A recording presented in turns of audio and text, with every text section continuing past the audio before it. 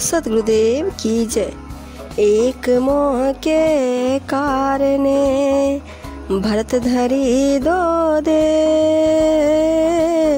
ते नर कैसे छूटी है, जिनके बहुत स्नेह कबीरा, जिनके बहुत स्नेह। कबीर जी कहते हैं केवल एक मोह के कारण ही भरत मुनि को देह धारण करनी पड़ी। ऐसे में जिनके बहुत सारे स्नेह संबंध है और उनमें सबसे परस्पर मोह है, भला वे कैसे इस मोह जाल से मुक्ति प्राप्त कर सकेंगे, अर्थात उन्हें कितनी देह धारण करनी पड़ेगी। अतः विचार कर विवेक भाव से मोह का त्याग कर देना चाहिए।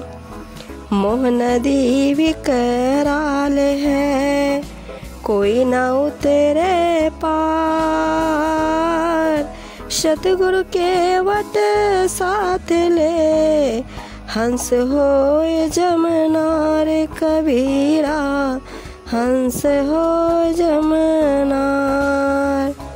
कहते हैं मोह की यह नदी बहुत भयंकर है, इससे पार उतरना बहुत ही कठिन है। कोई भी इससे पार नहीं उतर पाता। केवल सद्गुरु रूपी केवट को साथ लेकर कोई हंस रूपी सेवक भक्त ही इसे पार उतर पाता है, अर्थात सद्गुरु के ज्ञान उपदेश की नौका में बैठकर ही इससे पार उतरना संभव है। जब घट मोह समाइया, सबय भयान दियार, निर्मोह ज्ञान विचार के, साधु तेरे पार कबीरा, साधु तेरे पार।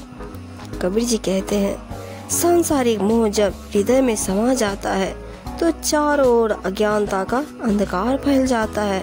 इस कारण जीव को कुछ नहीं सूझता।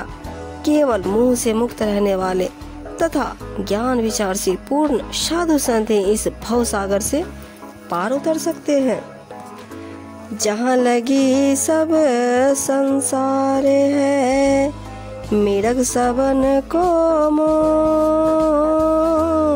सुर नर नाग पाताल रो, ऋषि मुनिवर सब जो है कबीरा, ऋषि मुनिवर सब जो।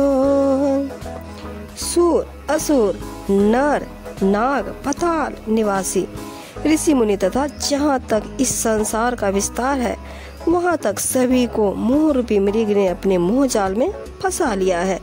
मोह रूपी मृग मारिच किसी न किसी रूप में सबके हृदय में वन में विचरता रहता है।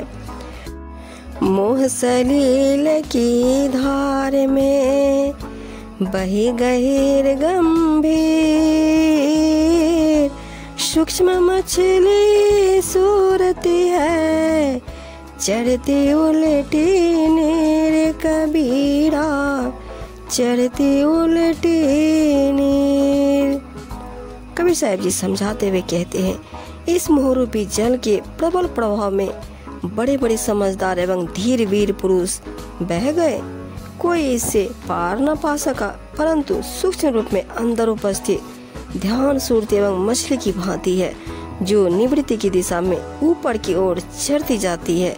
इससे साधक को आत्म स्वरूप बोध होने पर सांसारिक मोह समाप्त हो जाता है।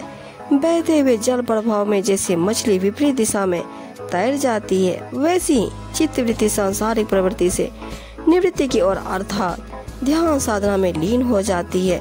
इससे साधक मोह से मुक्त हो जाता है।